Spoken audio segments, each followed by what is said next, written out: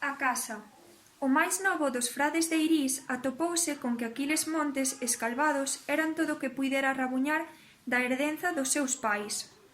Feitas as partillas aos bens da casa, acaesteulles o que acabuxa, que, esnaquizada moitos anacos, non abonda para remo. E de aquila cabuxa o morgado non deixara, senón a pele e os osos. O oso de Ramón era mao de rillar, e il cobizaba boas dentadas, que viña de casa grande e mal se afacía as estreitezas. Anos tiña poucos, folgos moitos. A fidalguía era mester esquecela na mentres as onzas lle non enchesen o peito e aquilas gandras foran o só patrimonio que disfroitar. Que faría con aquiles montes de poucas árbores e de fartas tarrelas? O primeiro, unha casa, unha choupana onde meter o seu corpo, o único comprido de que dispuña de seu. E fixo casoupo, pequeno e mouro. Como o canteiro era cativo, a choupana semellaba mal. A porta acordábase cos cartos do dono, máis que co seu corpo gandral, e Ramón tiña que baixar a cachola ao entrare, para se non ferir na padieira. Dentro, pouco espazo e pouco acómodo, máis de abondo para o que la cuidaba a cougar aló. O casoupo era só unha pousada onde agardar a fertuna, pero agardala? Non agardaría. Percuraría sen lecer e atoparía onde queira e como queira. Logo xa virían boa casa, bo enxoval, boa muller.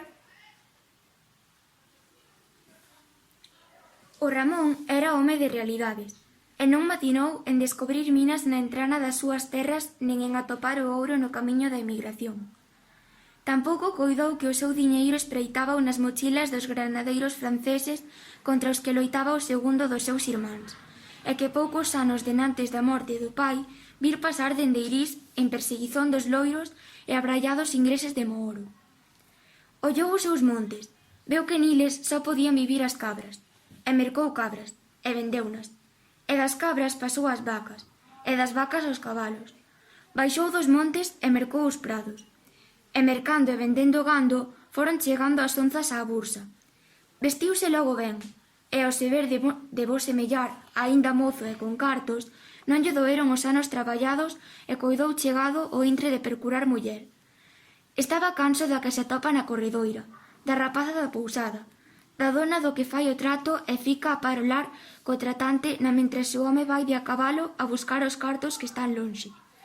E o Ramón, ao coidar na percura da muller, sentiu que nile espertaba o fidalgo que unha dúcia de anos durmira para non destorbar o achego da fertuna. O fidalgo espertou e o fidalgo escolleu. Nas súas andanzas de tratante chegara até o pazo de Gomesende. Nobreza, fartura e fremosura había nel. A guerra estaba lonxe e non fixaba o seu calco no decorrer das horas. O pazo era dos soados en Galicia, e os seus donos levaban grande vida. A croa de marqués, traballada na pedra valorenta, presidía o trafego de un brillante existir. Festas e xantares, bailadas e cazatas ateigaban o ano de beleza, e as súas portas abríanse de cote para recibir o señorío máis requintado do arredor. Ás vegadas, un loito detiña a roda festival, mais o enterro e o cabo do ano eran tamén causa de que a nobreza e a riqueza escintilaran con unha nova luz. O Ramón fora ao pazo como tratante e non como fidalgo, naquiles anos de arelante loita pola fertuna. Non quixera que as onzas deixaran de medrar na arca por ou ter un posto naquil vivir señor. Alí vira aquela mociña branca e loira. No viña, aínda que de andar ceibe polas cociñas e escurradas, e coa faldra tan rebela que non tiña medo de lixala de fora dos salóns.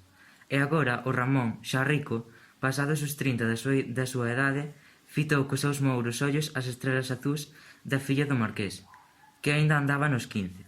O fidalgo da caste de Irís, a cuidar da muller que tiña de lle gobernar a casa, escolleu a meniña que choutaba no pazo de Gomesende, e escolleuna sen duvidar que sería súa, máis lonxana tivera a riqueza e soupera rendela coa súa forte man. Polos regos acostumados non atinxiría aquela xoia. Noviña, feituca, moreas de pergameos e cobizado dote, non semellaría ao vello marqués, cousa axeitada para un fidalgo esquecido que aínda andaba nos tratos que o tiraran da miseria. Tíñase de percurar un camiño arriscado, e este camiño era o corazón da rapariga. O Ramón contaba consigo mesmo, a súa cabeza e a súa persoa e a súa labia. Cabeza clara, persoa comprida, labia doce, e a cabeza dispuxo tan ben da labia da persoa que a rapaciña toleou por il e folle doado ao de Irís tirala no seu cabalo, a furto do pai, das terras do marquesado e galopar con ila cara aos montes onde o sabido golpe tiña o seu mouro tobo.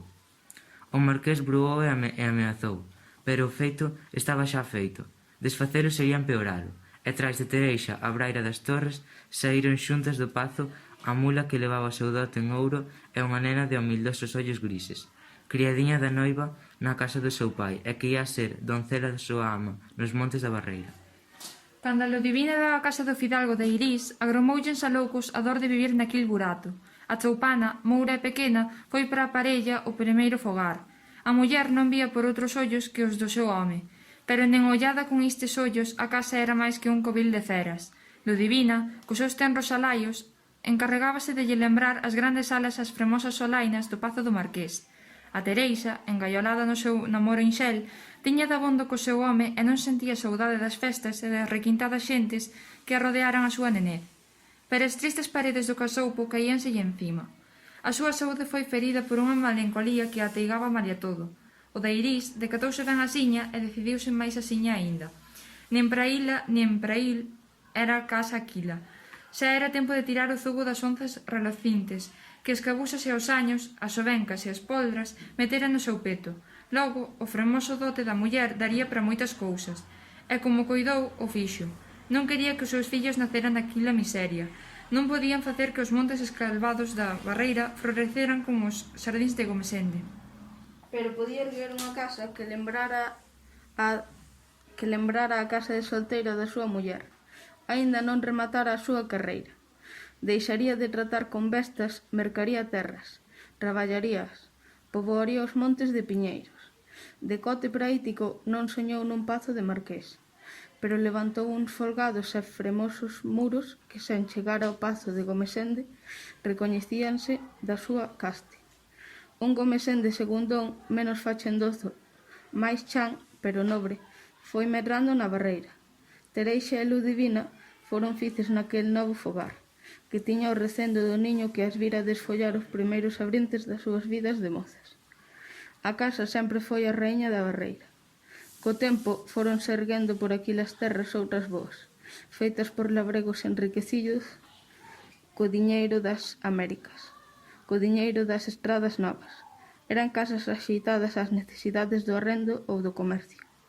A casa de Ramón Frade tiña o espírito que ás outras lles faltaba. Era a casa que un fidalgo loitador erguera para que unha muller nova, nobre, fremosa e lanzal vivira leda e sen saudade na entranza da esgrevieza Montesía.